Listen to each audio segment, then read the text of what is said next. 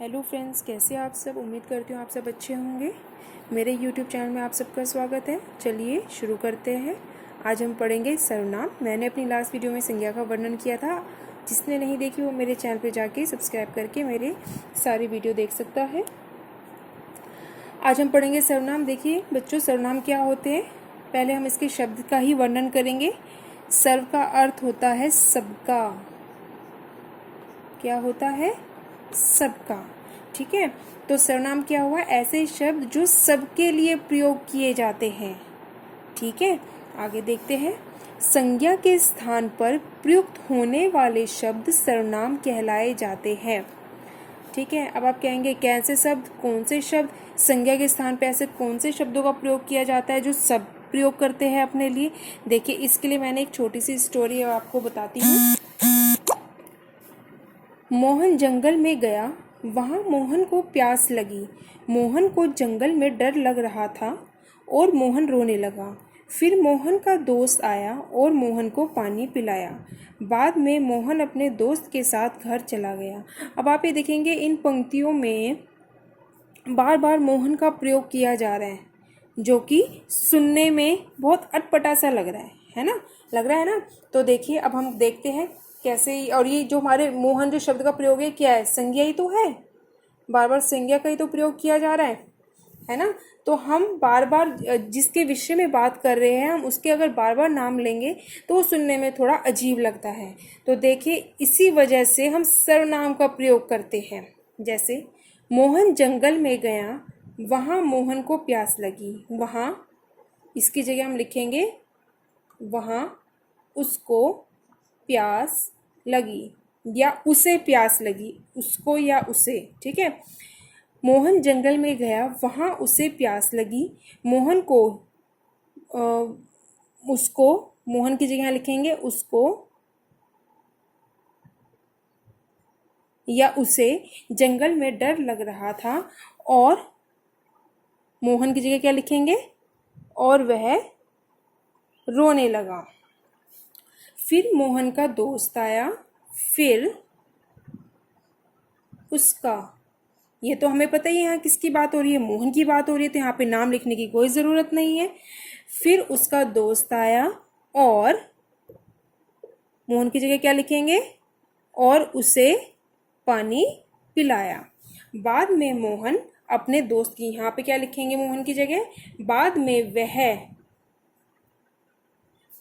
वह अपने दोस्त के साथ घर चला गया। अब देखो, हम इसे दोबारा रीड करते हैं। मोहन जंगल में गया, वहाँ उसको प्यास लगी। उसको जंगल में डर लग रहा था और वह रोने लगा। फिर उसका दोस्त आया और उसे पानी पिलाया। बाद में वह अपने दोस्त के साथ घर चला गया। ठीक है, तो इसमें आपको अंतर पता लगा कि जहाँ पे भी संज्ञा लिखी हुई थी, ठीक है ना, जहाँ पे बार बार मोहन का नाम आ रहा था जो कि सुनने में अजीब लग रहा था, तो उसकी जगह हमने ऐसे शब्दों का प्रयोग करा है जो कि केवल एक व्यक्ति या कोई विशेष व्यक्ति अपने लिए प्रयोग नहीं करता, बल्कि उस ऐसे शब्दों का प्रयोग हर कोई कर सकता है। मैं कर सकती हूँ, आप कर सकते हो, या अन्य कोई भी व्यक्ति ऐसे शब्दों का प्रयोग कर सकता है। तो इसके अंदर उस, उसे, वह, जो ये शब्द आए, ये हमारे क्या है? सर्वनाम ही तो है।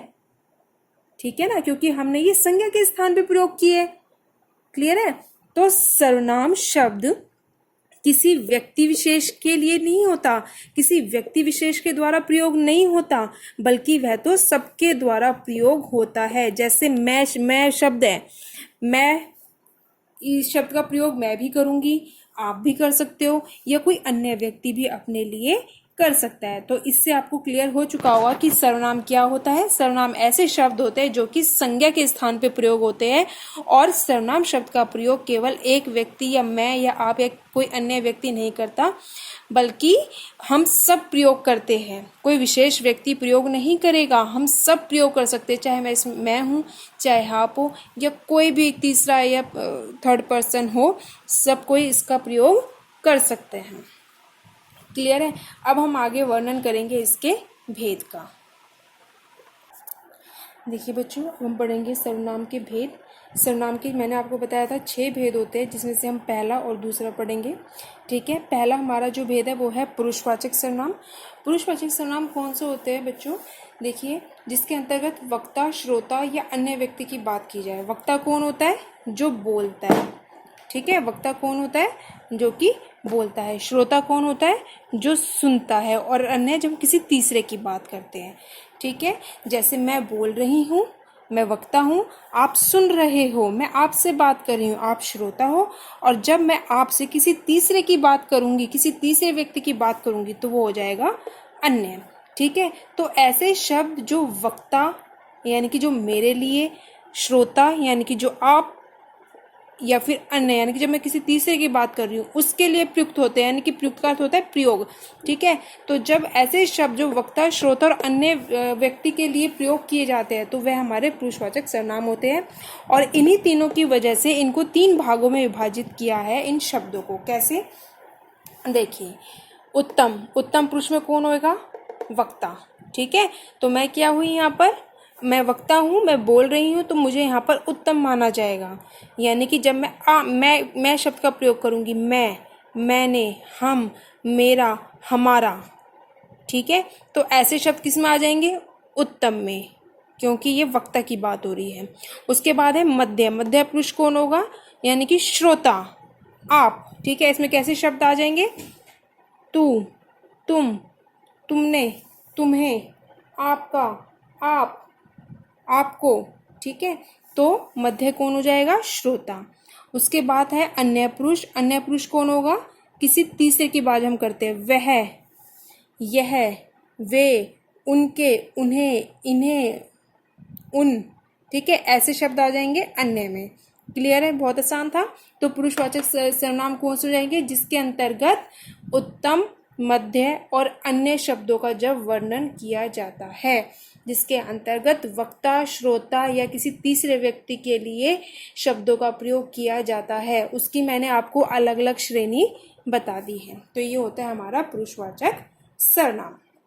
ठीक है, अब हम बात करेंगे संबंधवाचक सर्वनाम कौन से होते हैं। देखो, संबंध, जैसे कि इसके नाम से ही ज्ञात हो रहा है कि संबंधवाचक सर्वनाम कौन से होंगे, जिसके अंतर्गत जब एक सर्वनाम का किसी दूसरे सर्वनाम के साथ संबंध स्थापित किया जाता है। जैसे इसके उदाहरण देख लीजिए, जो देता है सो लेता है। तो इसमें जो ये सर्वनाम की बात की जा रही है कि एक सर्वनाम का दूसरे सर्वनाम के साथ संबंध स्थापित किया जाता है। जिसकी लाठी उसकी भैंस, जो सोवत है वो खोवत है। ये कैसे शब्द है? ये हमारे सर्वनाम ही तो है। तो उनका क्या किया जा रहा है? एक दूसरे के साथ संबंध स्थापित किया जा रहा है। बहुत आसान था।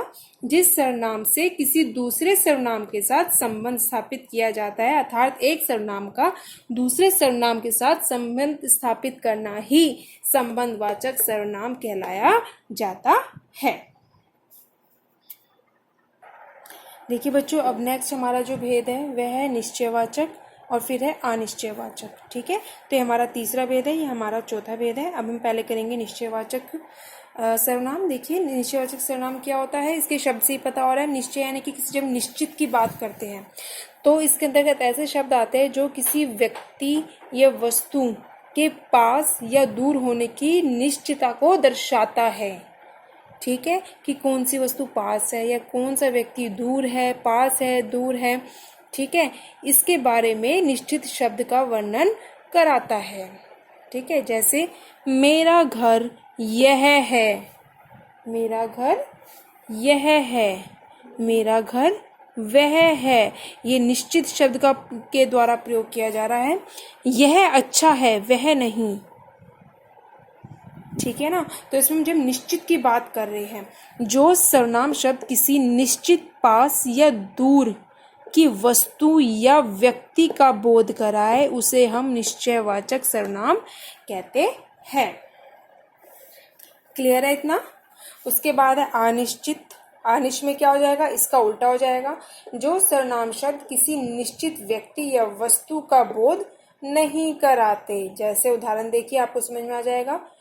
कोई आया था और आपके लिए कुछ लाया है।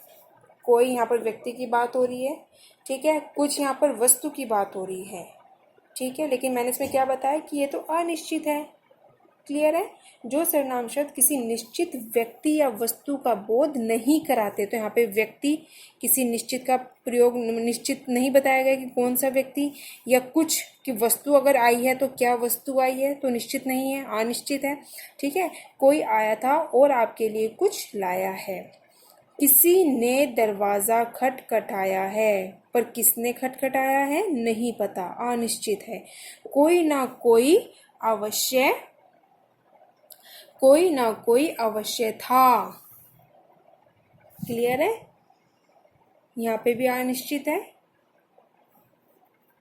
तो निश्चित और अनिश्चित क्लियर हो गया। निश्चित में क्या होगा कि निश्चितता की बात की जाएगी, और अनिश्चित में बिल्कुल उसका उल्टा आ जाएगा कि इसमें व्यक्ति या वस्तु का बोध नहीं होगा, कोई ज्ञात नहीं होगा, वहाँ पर कोई, कुछ, किसी, कोई ना कोई ऐसे शब्दों का प्रयोग किया जाएगा। तो ये हमारा हो जाएगा अनिश्चयवाचक सर्वनाम। देखिए बच्चों, नेक्स्ट है अब हमारा प्रश्नवाचक सर्वनाम और निजवाचक। ठीक है, ये हमारे लास्ट के दो रह गए हैं। तो आइए पढ़ते हैं हम प्रश्नवाचक सर्वनाम कौन से होते हैं। देखिए बच्चों, प्रश्नवाचक सर्वनाम होते हैं, ये ऐसे शब्द होते हैं जिनका प्रयोग किसी संज्ञा या सर्वनाम के विषय में पूछने के लिए किया जाता है। अगर मैं इसको सामान्य भाषा में अगर बोलूं कि जो प्रश्नवाचक जो सर्वनाम होते हैं वो प्रश्न करने के लिए प्रयोग किए जाते हैं। ठीक है, तो ऐसे शब्द जिनका प्रयोग प्रश्न पूछने के लिए प्रयुक्त हो, या फिर सर्वनाम शब्दों को सर्वनाम शब्दों या संज्ञा के शब्दों उनके साथ जब हम प्रश्नवाचक जो शब्द होते हैं उनका प्रयोग करते हैं, तो वह किसके श्रेणी में आ जाते हैं, प्रश्नवाचक सर्वनाम के अंतर्गत आ जाते हैं। जैसे उदाहरण देखिए, तुम क्या खाओगे, ये सर्वनाम है, सर्वनाम के साथ प्रयुक्त हो रहा है शब्द, तो इसमें क्या हो गया, प्रश्न पूछा जा रहा है कि तुम क्या खाओगे। बाहर कौन क्या बेच रहा है, तो ये कौन से सर्वनाम होते हैं, यह होते हैं प्रश्नवाचक सर्वनाम। तो इसके अंतर्गत ऐसे शब्द आते हैं जो कि संज्ञा या फिर सर्वनाम के विषय में पूछने के लिए किए जाते हैं। बहुत ही आसान है, जब हम प्रश्न करते हैं किसी से भी तो वो हमारा प्रश्नवाचक सर्वनाम श्रेणी के अंतर्गत आता है। उसके बाद नेक्स्ट है हमारा निजवाचक। इस सर्वनाम का प्रयोग वाक्य के कर्ता के साथ अपनापन बताने हेतु, यानी कि बताने के लिए किया जाता है। निज का अर्थ होता है स्वयं, मैं, अपने आप। ठीक है, तो इसके अंतर्गत ऐसे ही शब्द आते हैं। ठीक है, जैसे उदाहरण देखिए, यह काम मैं अपने आप कर लूंगी, या फिर मोहन अपना काम स्वयं करता है।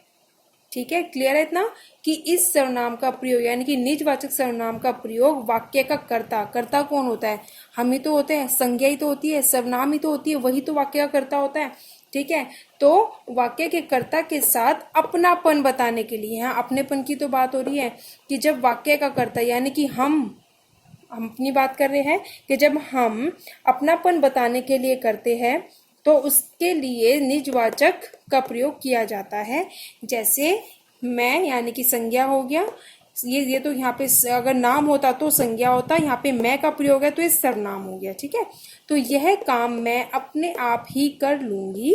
मोहन अपना काम, यहाँ पे संज्ञा आ गया है ना, तो मोहन अपना काम स्वयं कर लेगा। इसके जो शब्द सूचक होते हैं वो होता है अपने आप और स्वयं।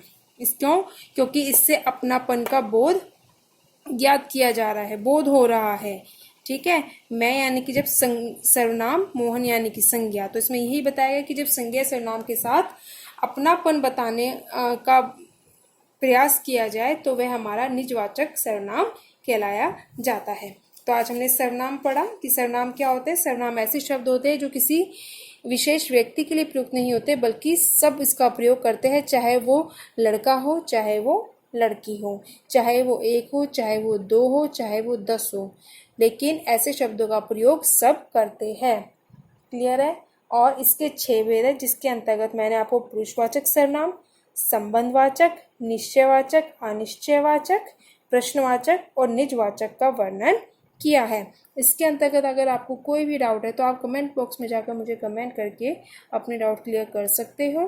और अगर आपको मेरी वीडियो पसंद आई हो तो मेरी वीडियो को लाइक करना बिल्कुल ना भूलें और सब्सक्राइब कर लें। मिलते हैं अपने नेक्स्ट वीडियो में एक नए विषय के साथ।